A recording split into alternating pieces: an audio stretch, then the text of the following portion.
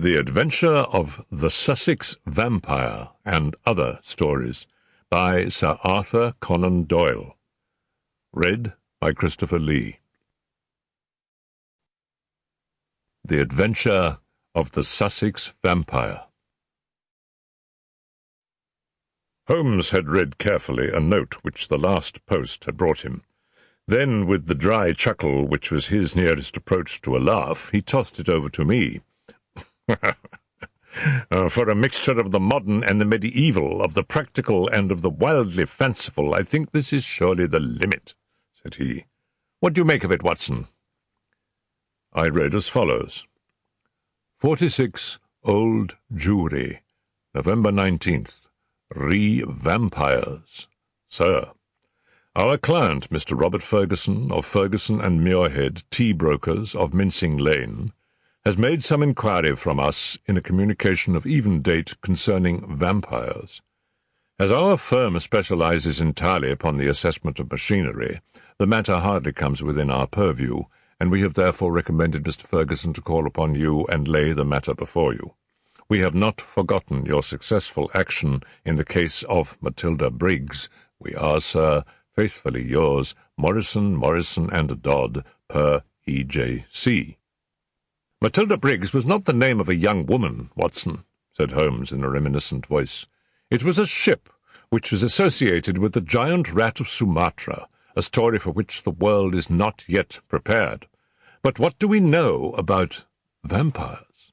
Does it come within our purview either?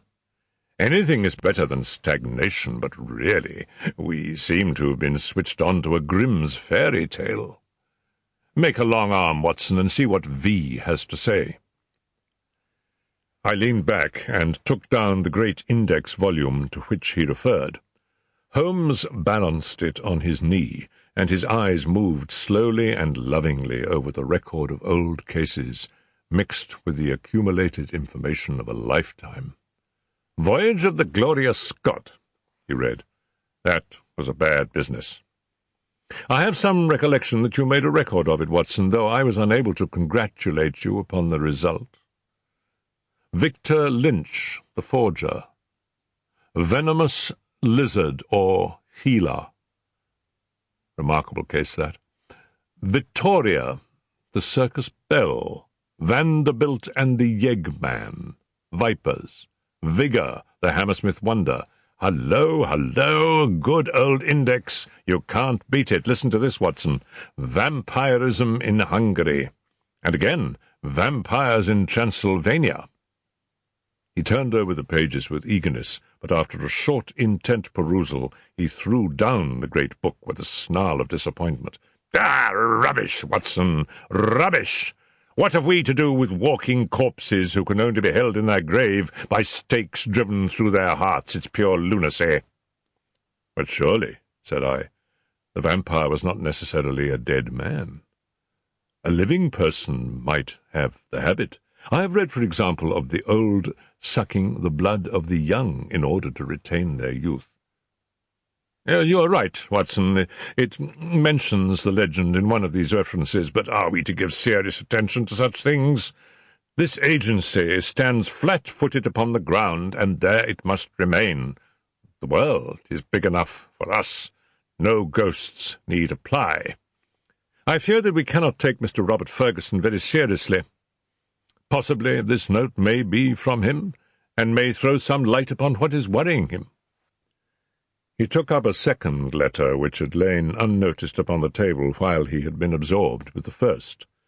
This he began to read with a smile of amusement upon his face, which gradually faded away into an expression of intense interest and concentration.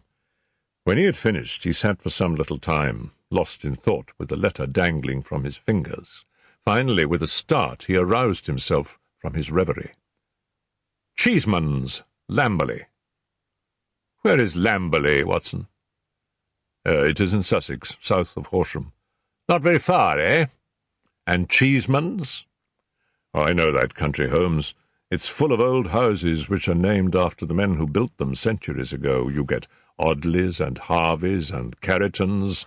The folk are forgotten, but their names live in their houses. Precisely, said Holmes.